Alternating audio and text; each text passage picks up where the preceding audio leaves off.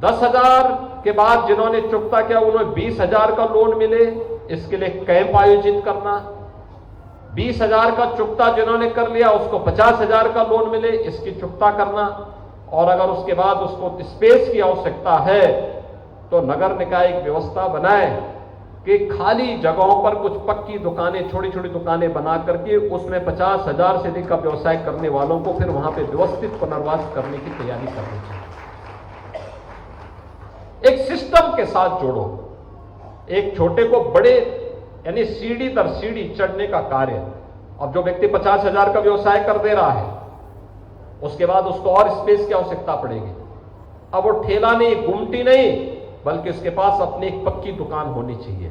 और उस स्पेस के लिए हमारे नगर निकायों को जो खाली पड़ी नगर निकाय की जमीन है उसमें कॉम्प्लेक्स बनाओ, और कॉम्प्लेक्स बना करके फिर एक दुकान प्राथमिकता के आधार पर इन लोगों को उपलब्ध करवाने का कार्य होना चाहिए जो वास्तव में इस कार्य के साथ जुड़े हुए हैं और ईमानदारी के साथ अपना व्यवसाय करना चाहते हैं। लेकिन साथ साथ मेरी आप सभी अपील होगी, अपील ये कि आप जहां व्यवसाय कर रहे हैं वहां की साफ सफाई की व्यवस्था और वहां की सुरक्षा के बारे में चिंता करना। इस बात को देखना उस बाजार की छवि आपके कार्य पद्धति और आपके व्यवहार पर निर्भर करेगी। जनता के साथ हमारा व्यवहार बहुत सौहार्दपूर्ण होना चाहिए, अच्छा होना चाहिए एक। लेकिन साथ साथ हम ये भी व्यवस्था सुनिश्चित करें कि वहां गंदगी भी नहीं होनी चाहिए, यानी गंदगी भी ना हो, क्योंकि गंदगी होगी तो फिर लोग भी नहीं आएंगे, बीमारियां बढ़ेंगी। गंदगी से भी हमारा प्रयास हो कि हम ठेला लगाते हैं, खोमचा या गुमटी लगाते हैं, उसके साथ एक छोटा सा कूड़ादान भी रखें। कोई कूड़ा होता है उसको उसमें डाल दें, और जब नगर निगम की या नगर पंचायत की टीम सफाई वाली आती है तुरंत उस कूड़े को वहां डाल करके या कूड़ेदान में डाल करके नगर की सफाई भी हमारी जिम्मेदारी होनी चाहिए। क्योंकि नगर हमारा है, वो बाजार हमारा है, वो बाजार हमें रोजी रोटी के साथ जोड़ रहा है, हमें और हमारे परिवार को स्वावलंबन के साथ जोड़ रहा है। उसके प्रति भी हमारा दायित्व होना चाहिए। और एक कार्य अगर हम कर सकते हैं, एक साथ कर लेंगे, बहुत बड़ा कार्य हो सकता है। और आप देखना आपकी प्रगति होगी, उन्नति होगी। याद रखना, मां लक्ष्मी गंदगी में नहीं आती है,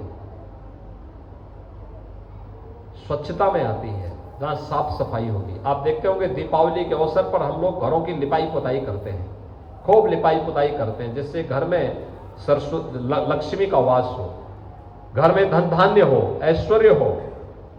ऐसे ही साफ सफाई की व्यवस्था अपने नगर में, अपने बाजार में, जहां हम व्यवसाय कर रहे हैं वहां पर ऐसा नहीं कि हमने कोई चीज बेची और उसके बाद जो है आए, पता लगा रवि किशन आए आपकी दुकान में, उन्होंने छोला भटूरा खाया और उसके बाद जो है पत्तल वही सड़क पे फेंक दिया, आप लोग चुपचाप बैठ के देख रहे हैं। ऐसा नहीं होना चाहिए।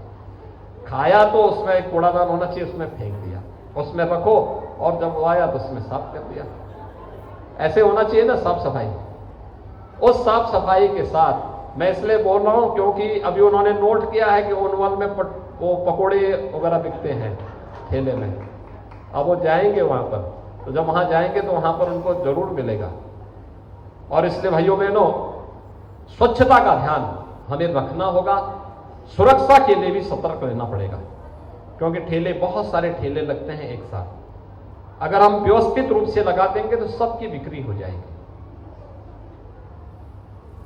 लेकिन देखना होगा कोई अपरिचित व्यक्ति या ऐसा व्यक्ति न हो जो सुरक्षा में सेंध लगाने वाला हो, महिलाओं की सुरक्षा हो, बच्चों की सुरक्षा हो, इसके प्रति सतर्कता बरतनी पड़ेगी। व्यापार की सुरक्षा है, इन सब के प्रति भी हमें किसी संदिग्ध व्यवस्था के साथ, संदिग्ध व्यक्ति से बचने की आवश्यकता है। अगर हम सब कर पाएंगे तो एक बड़ा कार्य होगा। आज मुझे बहुत अच्छा लगा कि इन सभी स्वनिधि योजना से जुड़े हुए प्रधानमंत्री मोदी जी की इस महत्वपूर्ण और महत्वाकांक्षी योजना को सफलतापूर्वक लागू करने के लिए उत्तर प्रदेश ने जो कार्य किया है, 12 लाख से अधिक लाभार्थी उत्तर प्रदेश के अंदर आज के दिन पे हैं। 12 लाख भाइयों बहनों बहुत बड़ी संख्या होती है। 12 लाख का मतलब 60 लाख लोग सीधे सीधे इस व्यवस्था के साथ जुड़े हैं। 60 लाख, एक परिवार में अगर 5 लोग भी होंगे तो 60 लाख लोग सीधे सीधे इससे अपना रोजगार और अपना परिवार का भरण पोषण कर रहे हैं। और भाइयों बहनों, इन 60 लाख लोगों के लिए हम सबको मैं एक बार फिर से आपको इस बात के लिए आश्वस्त करता हूं कि डबल इंजन की सरकार प्रधानमंत्री मोदी जी के मार्गदर्शन में पूरी प्रतिबद्धता के साथ आपके हितों के लिए कार्य करने के लिए संकल्पित है। आज के इस अवसर पर एक बार फिर से मैं आप सबको हृदय से बधाई देता हूं। सफलतम व्यवसाय करने वाले आप सभी व्यवसायियों का हृदय से अभिनंदन करते हुए अपनी वाणी को यहीं पे विराम देता हूं। धन्यवाद। जय हिंद।